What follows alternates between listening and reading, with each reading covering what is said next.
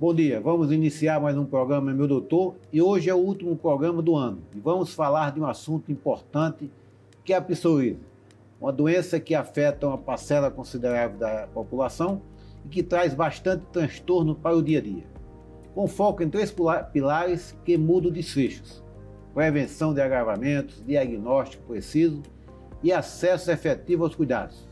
Quando esses pilares trabalham juntos, a remissão de lesões e a qualidade de vida deixa de ser exceção e vira o meta atingível. Para guiar essa conversa, recebemos a doutora Patrícia Chu, dermatologista, chefe do Serviço de Dermatologia do Hospital Universitário de Brasília, que possui uma atuação direta com a psoríase, doença autoimune e terapias imunobiológicas. Além da prática clínica, a doutora tem experiência em pesquisas e cuidados de doenças infecciosas negligenciadas, o que ajuda a enxergar a psoríase num contexto sistêmico integrado. Doutora Patrícia, bem-vinda ao nosso programa para tratar desse assunto tão importante. Nós tivemos uma entrevista anterior que já passou aqui no nosso programa com o presidente da associação, que mostrou a dificuldade do acesso e o drama dos pacientes, né? Então, mais uma vez, agradecer a sua presença aqui no nosso programa. Eu que agradeço o convite. Patrícia, como explicar a psoríase de forma simples para quem está nos assistindo? Então, a psoríase é uma doença inflamatória. O que eu costumo explicar para os meus pacientes no consultório é que assim, a gente tem aquelas células brancas que defendem a gente contra a bactéria, contra vírus, e por alguma alteração no organismo, essas células elas passam a atacar as proteínas da pele e com isso acaba gerando as lesões. Então, você tem um ambiente inflamatório tanto na pele quanto no organismo. E isso vai repercutir nas lesões cutâneas e nas comorbidades que geralmente estão associadas à psoríase. Perfeito. E quando é que o paciente começa a desconfiar da doença? Tem os sintomas iniciais aqui ou já aparecem as lesões? Já aparecem as lesões. Em geral, já começa com as lesões de pele mesmo, que são umas lesões vermelhas, descamativas. Às vezes é uma pequena que aparece, às vezes aparece já no corpo todo, isso depende do paciente. Algumas doenças têm aquelas lesões patognomônicas, né, que você, depois que abre o quadro clínico. No caso da psoríase, o paciente já pode apresentar com aquelas lesões descamativas. Né? Isso. Uhum. E são lesões secas, né, que elas não costumam gerar muito líquido, que não mancha a roupa. O que você vai ter é a escama mesmo das lesões. Às vezes confunde com alergia, com dermatite. Isso. O fato delas serem secas ajuda a diferenciar, mas quem vai diferenciar mesmo é o dermatologista, né? Apresenta prurido? Tem coceira também? Sim. Sim, inclusive a coceira ela costuma prejudicar bastante o paciente, impactar bastante na qualidade de vida. Coça, fere, né? Prejudica o sono. Além da pele, atinge unhas, atinge articulações? Sim, a unha ela é considerada parte da pele, né? Então, às vezes o paciente tem umas manchas amarelas, umas manchinhas brancas, como se fossem uns pontinhos deprimidos na placa ungueal mesmo. E como ela tem essa inflamação interna, sistêmica, você vai ter as outras comorbidades. Então, você pode ter sintomas articulares, principalmente o dedo ele fica inchado, vermelho igual uma salsicha. Às vezes pode ter dificuldade de mexer o pé e até vários tipos de lesões articulares. Se não tratou, pode evoluir? Pode. E essas lesões articulares, elas tendem a dar sequela, elas podem dar deformidade permanente. Permanente, né? Se não tratar a tempo, evolui para deformidade, né? Uhum. Perfeito. E quanto a respeito do diagnóstico, como é feito apenas o aspecto clínico ou tem que fazer biópsia? Então, em geral, o dermatologista ele consegue diagnosticar só pela clínica mesmo. É difícil a gente precisar do diagnóstico anatomopatológico da biópsia.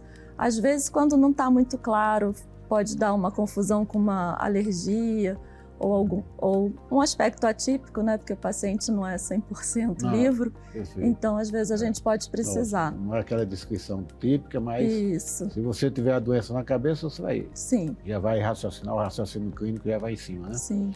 E aí o acesso ao tratamento, você trabalha no HUB, é chefe do serviço. Conta aí pra gente como é que é esse acesso. Então, o acesso ele tem tanto pelo SUS quanto pelo privado, né? Assim, a maior parte das medicações elas têm cobertura obrigatória pelos planos de saúde, pela ANS. Pelo SUS, a gente tem 2 serviços de referência aqui em Brasília, que é o HUB e o HRAM. O HRAM é com a doutora Letícia. Os pacientes chegam através das unidades básicas de saúde, através da regulação da Secretaria Estadual de Saúde. Aí a gente tem os ambulatórios especializados. Tá, Hospital Universitário e o HRAM. Isso. Como é esse serviço? Vocês conversam entre si? Ou são serviços que... Não, são serviços separados. A gente não tem comunicação. Os médicos se conhecem e às vezes a gente acaba recebendo um paciente que era do outro serviço e às vezes a gente troca a história, mas os 2 funcionam separados. Pergunta é importante até para saber se não tem sobrecarga em um e sobrecarga em outro, como é que é isso? Então, o serviço público em geral está sobrecarregado, né? Eu acho que tem sobrecarga nos dois. Né? Então, com relação ao cidadão que tem plano de saúde, a ANS autoriza a cobertura, autoriza dos medicamentos mais caros, sim. Não tem dificuldade problema quanto a isso. Não. Bem, o SUS é a ponta de entrada, na maioria das vezes, né? Uhum. E a regulação encaminha para os centros de referência. Isso. E aí o paciente chega, no centro de saúde, ele precisa passar pelo médico da atenção primária? Sim. Geralmente ele vai ser colocado na regulação através de um parecer ou de um pedido de encaminhamento. Então ele passa pelo médico generalista no posto de saúde, aí esse médico vai colocar ele na regulação, geralmente com CID-L40, que é o CID de psoríase, e com esse CID ele vai direto para a fila da psoríase e aí vai para o HUB ou para o HRAM. HUB e HRAM. Tá. Então, a dificuldade é ter o acesso à marcação da consulta, porque a quantidade de dermatologistas na rede... A gente tem uma quantidade boa. Assim, nos hospitais de referência, eu acho que uma dificuldade é o número de dermatologistas nas unidades básicas. Nas unidades básicas, né? Porque assim, a gente tem um número muito grande de vaga para a primeira vez, então a gente consegue absorver os pacientes. Então a entrada é rápida. É rápida. O paciente chegando no posto, mais ou menos uns 15 dias, ele é atendido numa desses centros de referência. Agora, o retorno é que é complicado, porque a gente tem muita vaga para a entrada, mas a gente não tem agenda disponível para o retorno. Então, esses retornos acabam sendo de 6 meses, uma vez por ano. E o retorno impacta a continuidade do tratamento? Impacta, porque a gente não consegue acompanhar tão de perto os pacientes, né? A avaliação, eu digo, e a questão da medicação. Como é que eu fiz o vencimento da medicação? Via receita médica, tudo bem. Mas aí ele não teve a consulta, não tem acesso à medicação, aí os sintomas voltam, né? Então. Prejudica a evolução do No tratamento. HUB, como a gente tem essa dificuldade de retorno, a gente já tem um acordo que os pacientes voltam para a gente renovar a receita.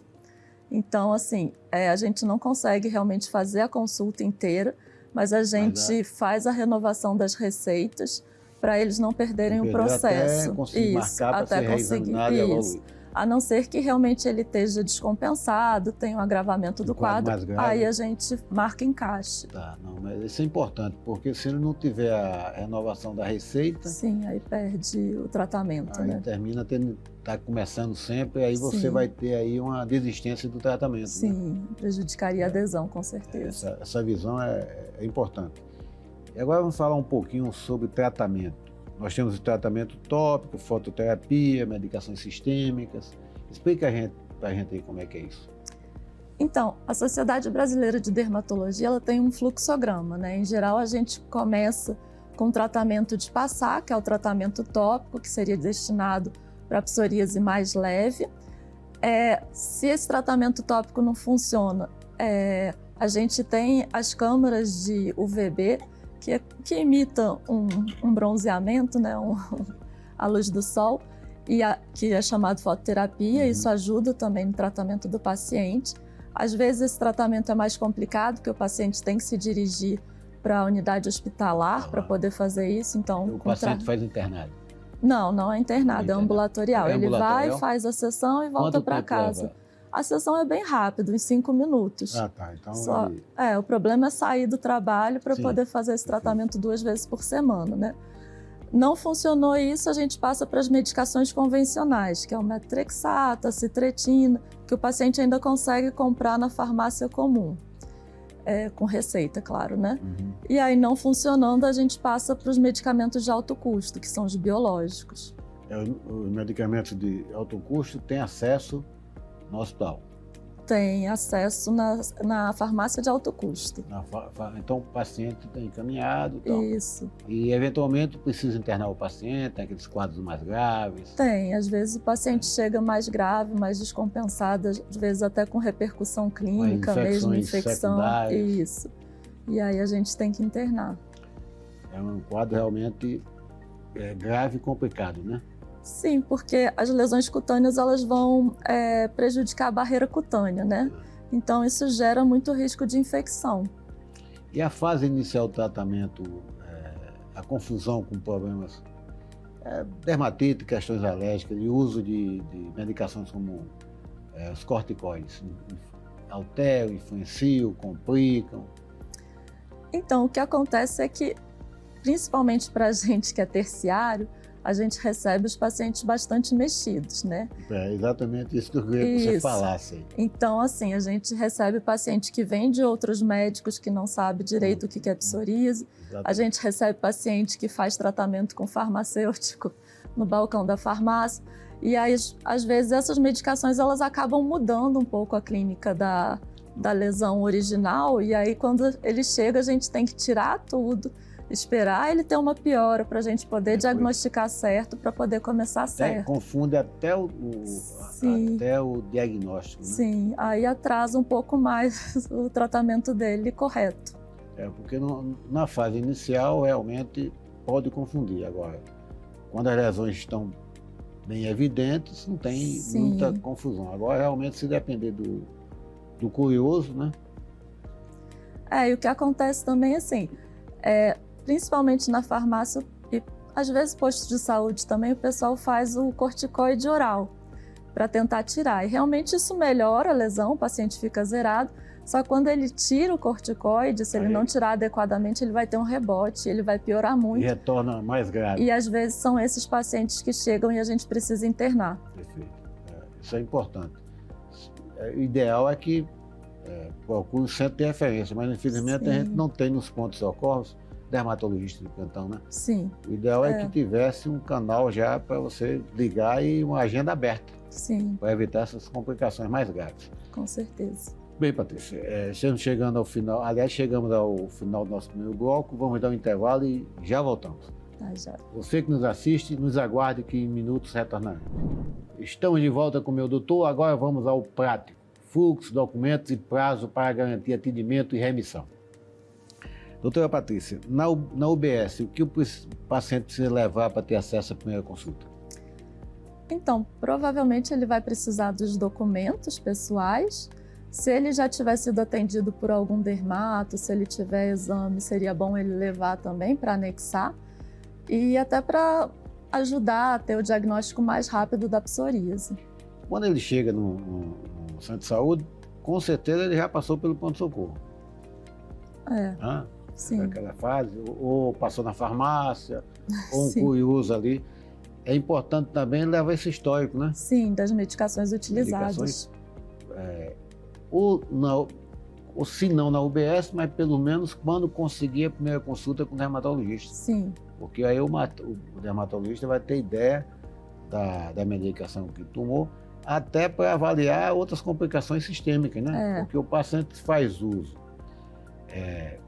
com um longo período de corticoide e tem uma série de repercussões. Sim, pressão alta, né? Às vezes catarata. Isso é importante. Catarata, né? Problema renal. Isso é uma coisa muito comum, né? O paciente não sabe o que ele tem e ele sai usando esse corticoide por tempo prolongado. E essas informações na primeira consulta ajudam o dermatologista a investigar outras questões que não sejam só a questão da psoríase, a questão de pele. E tal, Ver né? até que ponto, além da pele, esse paciente está acometido. Está acometido, e aí encaminhar para os outros profissionais. Sim, com certeza. E esse encaminhamento para os profissionais, para os outros colegas especialistas, é fácil ou tem dificuldade? Então, nada é fácil, né? A gente tem, assim, uma comunicação muito boa dentro do hospital universitário, por exemplo, com os reumatologistas. Algumas especialidades a gente tem uma comunicação mais estreita, então, por mais que a gente não consiga uma consulta direta, fica mais fácil a gente conversar, às vezes conseguir um encaixe. Né? Mas, assim, via de regra, o fluxo é igual o atendimento da dermato. Então, a gente, por exemplo, se precisa... A dermatologia vai ter... Se precisa de um cardio, a gente também vai fazer um parecer, o paciente vai levar isso para o posto de saúde, para a regulação, vai colocar na fila do cardiologista para poder ser atendido. Então, a gente tem um pouco... Se você pudesse fazer a regulação direta, seria muito avançava melhor. Bastante, né? Sim. Porque o paciente vai perder tempo, a realidade é que essa regulação atrasa mais ainda. Sim. Então o paciente vai piorar, vai chegar Sim, em crise. ele vai chegar bem mais descompensado. Vai voltar, vai ser aquele paciente que vai ser internado e tal. Uhum. É um drama. Nós conversamos no programa anterior com o presidente da associação, realmente o sofrimento desses pacientes é terrível, né? Uhum. Além da questão do estigma social, né? Sim. Bem, com relação às medicações de alto custo, o acesso, quem tem direito, como é que se consegue isso? Vocês encaminham, ele já tem acesso, tem memória, tem que marcar? Então, o paciente, ele tem um acesso relativamente fácil. Ele sai já com o formulário de alto custo, a receita, o relatório. Geralmente, os pacientes que vão precisar disso são pacientes que têm um quadro mais grave, né, de psoríase moderada grave. Aí a gente já dá um formuláriozinho assim com passo a passo, que ele tem que ligar para 160, ramal 3, ele vai dar o CID, a gente dá tudo por escrito para facilitar. E, em geral, o problema é assim, ele demora para conseguir marcar para entregar os documentos. Depois que ele entrega os documentos é relativamente rápido, então em média 1 a 2 meses para ele conseguir. Para conseguir o acesso à medicação. E nesse período a medicação prescrita é sintomática? É sintomática. Sintomática só, né? É. Não vai melhorar o aspecto físico, melhora só o fluido. Não, o que eu falo para o paciente, assim, não vai melhorar 100%, porque senão a gente não ia estar precisando da outra medicação. Então é só para aliviar um pouco até ele conseguir chegar na medicação final. Se consegue apoio para a saúde mental desses pacientes? Porque a questão mental é tão importante, tão mais grave quanto as lesões. Nós vimos mais uma vez na entrevista da semana passada o presidente da associação falando que a incidência de suicídio nesses pacientes é elevada, né? Sim. Porque a autoestima está lá embaixo, a dificuldade do relacionamento conjugal, a dificuldade de emprego, a falta de renda.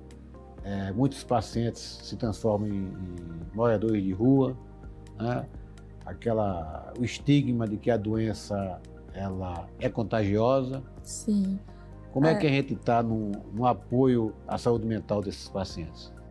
Então, lá no hospital universitário a gente tem uma psicóloga que é voluntária, que é uma bênção realmente, que ela faz um grupo de apoio. Não está no projeto? Não, ela é totalmente voluntária. Aí ela vai lá de 15 em 15 dias e ela pretende aumentar um pouquinho os horários para ver se consegue fazer uns atendimentos individuais também. Mas o que a gente tem hoje é só voluntário.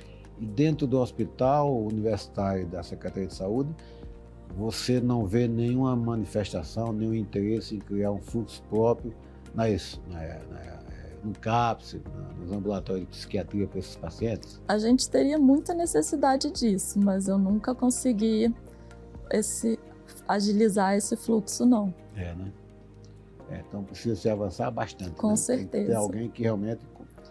Na realidade, pelo relato que eu tive com o presidente da associação, vocês ajudam bastante, mas tem que furar a barreira, né? É porque a psoríase ela é uma doença que deveria ser tratada por multiespecialidade, né? Exatamente. a gente precisaria de fisioterapeuta, nutricionista, psicólogo. Porque... E o próprio matriciamento para os médicos da atenção primária. Sim. Para aprender a diagnosticar, para ensinar. E até o início do tratamento, para não ter equívoco no tratamento. Uhum. Né?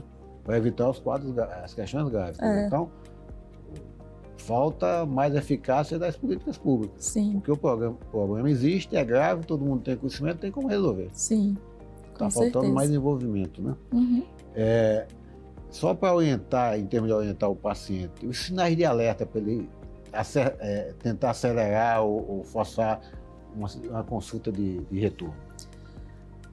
Se ele começar a apresentar sintoma articular, então aquilo que eu falei, se ele tiver um dedo vermelho, inchado, igual uma salsicha, se ele começar a apresentar dor nas juntas, e se ele perceber que aquelas lesões estão começando a espalhar muito, estão ficando muito inflamatórias, assim, muito vermelhas, inchaço, porque às vezes isso já está evoluindo para uma forma mais grave de psoríase. Aí ele tem que se direcionar para o Agarran ou para o HUB, e aí é aquela história, tem que chegar lá, forçar a barra e tal. Sim. Tem uma barreira enorme para chegar ao profissional, chegando ao profissional, se dá um jeitinho para resolver. Antes ele tem que vencer toda aquela barreira. Sim. E qual a importância do conhecimento da associação? A associação tem efetivamente ajudado a divulgar o acesso ao tratamento? Sim, a associação ela ajuda muito na divulgação, na transmissão do conhecimento. Eles ajudam também no acesso ao medicamento. Às vezes o paciente tem um pouco de dificuldade na farmácia de alto custo. Para conseguir desenrolar a documentação, eles ajudam nessa parte também. E, inclusive, acesso a essas outras, aos outros profissionais, né? A própria psicóloga que hoje atende lá no HUB, ela foi direcionada ao HUB pela associação. Pela associação, né? Sim. Pois é, então a associação realmente tem importância. Sim, eles são muito ativos. Nisso, né? Agora vamos falar em comorbidade desses pacientes. Tem outras doenças sistêmicas que agravam a psoríase ou a psoríase desenvolve outras patologias? Então, é um ciclo, né? A psoríase, ela tem essa inflamação sistêmica, então ela vai prejudicar as outras doenças inflamatórias, então doenças cardiometabólicas, AVC, doenças intestinais, tudo isso pode estar relacionado, assim como essas doenças também vão piorar o estresse das comorbidades pode desenvolver uma crise. A própria inflamação, por exemplo, a obesidade ela vai gerar uma inflamação que vai piorar a psoríase. Então isso é uma outra coisa que eu destaco muito para os meus pacientes, a parte do estilo de vida, né? Então Então, mais uma vez, a obesidade, a importância do tratamento da obesidade. Sim, obesidade, tabagismo, etilismo, tudo isso prejudica bastante. Perfeito. Nesse caso também não há uma política de orientação desses pacientes nesse sentido, né? Não, a gente tenta orientar lá na consulta da dermato mesmo. Nós temos a Agarran e Hospital Universitário, uma população em torno de 120 mil pacientes, quer dizer, não consegue dar apoio à demanda. Né? Por isso que eu falei que o ideal seria um acompanhamento mais de perto, né? Campanha de conscientização periódica não existe? Não, a gente tem a campanha da psoríase, que era para ser todo ano em outubro, mas mesmo ela às vezes não consegue. Não acontece, né? Nós temos alguns meses de algumas doenças e tal, mas essa campanha tem que ser permanente. Sim. Né? E pelo que o Elias mais uma vez colocou, é um paciente que tem a doença há 20 anos e está há 8 anos sem sintomas. E se ele não chega para você e não diz que é portador, você não vai saber. Sim. Não tem lesão nenhuma, a vida ativa, proativo, no sentido de divulgar a associação para que as pessoas tomem conhecimento. O exemplo dele é muito importante, porque ele mostra para quem está desiludido, achando que não vai ter cura, que a doença tem remissão. Sim. Né? Bem, chegamos aqui ao final do nosso programa. Patrícia, eu gostaria que você, nesses finaizinhos esses minutos que a gente tem, desse uma mensagem para esses pacientes, ou para os familiares desses pacientes que sofrem tanto com essa doença.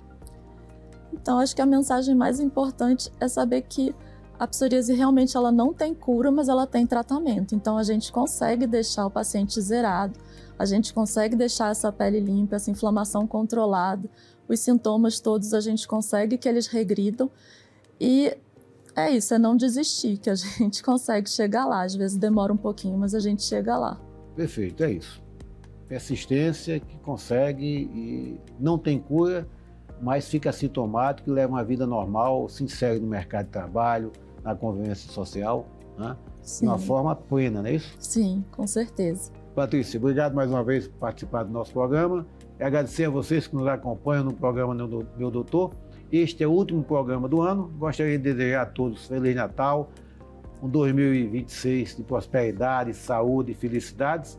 E, evidentemente, que continuem nos assistindo para que essas informações cheguem e beneficiem a população, a sociedade. A partir de fevereiro, estamos aqui de volta. Um abraço a todos.